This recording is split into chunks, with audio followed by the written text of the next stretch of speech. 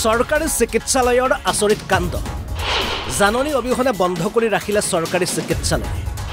নাই ডাক্তৰ নাই নাৰ্ছ আছে মাথো এটা প্ৰকাণ্ড তলা ব্যক্তিগত খণ্ডই হোক বা চৰকাৰী খণ্ডই হোক একাংশ চাকৰিত কৰ্মচাৰীৰ বাবে বন্ধ মানে হৈছে ঘোঁৰাৰ মূৰত শিংগজাৰ কথা 24/7 অৰ্থাৎ 24 ঘণ্টাই খোলা থাকিব লাগিব কাৰ্যালয় আৰু সেৱা কিন্তু মৰিগাঁৱৰ এখন উদাৰী ৰাজ্যিক চিকিৎসালয়ৰ দৃশ্য চাওক দিনৰ 12 বজালৈকে সম্পূৰ্ণ বন্ধ চৰকাৰী চিকিৎসালয়খন যেনিয়ে চাই তেনিয়েই কেৱল দুৱাৰে দুৱাৰে তলা এই ৰাজ্যিক চিকিৎসালয় মই পৰিৱেশটো মই দেখাবলৈ বিচাৰিছো এটা মস্ত ডাঙৰ তালা ওলমি আছে ইফালে যদি মই কেমেৰা সতীতক মই দেখাবলৈ অনুৰোধ জনাও ডক্টৰ যিটো কোঠালি সেই কোঠালিটো এটা তলা দেখিলে মহাপুৰুষ শ্ৰীমন্ত শংকৰদেৱৰ তিথি উপলক্ষে গোটে গোটে বন্ধ কৰি ৰাখিলে চৰকাৰী চিকিৎসালয় অভিযোগ অনুসৰি পুৱাৰে পৰা বহু ৰোগী আহি অপেক্ষা কৰি আছিল ডাক্তৰ নাৰ্ছৰ বাবে কিন্তু ডাক্তৰৰতো দূৰৰে কথা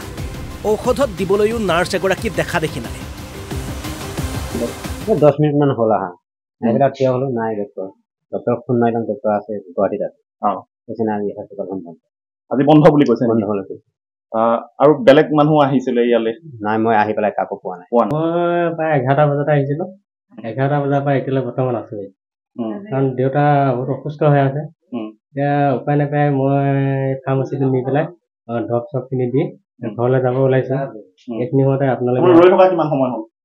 ৰৈ থকা 11টা বজাৰ পৰা এতিয়ালৈ আপোনাৰ এঘণ্টা পাৰ হ'ল ইয়াত কোনো নাই কোনো এজন কৰ্মচাৰীয়ে নাই কোনো কৰ্মচাৰীয়ে নাই আজি বন্ধ আছে নেকি বন্ধ মানে সুধিছো বন্ধ বুলি কোৱা শুনিছো বাহিৰত কোনোবা কৈছে বন্ধ থাকিব বুলি কোনে কৈছে আজি বন্ধ বাহিৰত যিবিলাক দোকানী আছে কৈছে আজি বন্ধৰ কাৰণে বন্ধ আছে চাগে মই কৈছো আজি বন্ধৰ কাৰণে হস্পিটেল বন্ধ খোলা থাকিব লাগিছিল সিহঁতেও কৈছে এইটো ভুল কৰিছে সিহঁতেও কৈছে মানে সেইটো আমি কৈছে কাইলৈ আহক সুধি মানে আজি সেইখিনি সময়তে আপোনালোকে আহি পালে কিমান মান ৰোগী আহিছিল আপুনি থকা অৱস্থাত মই থকা অৱস্থাৰ পৰা দেখিছো এনেকে বহুত কেইজন ৰোগী আহি পেলাই ঘূৰি গৈছে কাৰণ তাৰ আগতো আহি আছিলে বুলি কৈছে তাতে শুনিছিলো মানুহ কেইজনে কৈছিলে দোকান আহিব না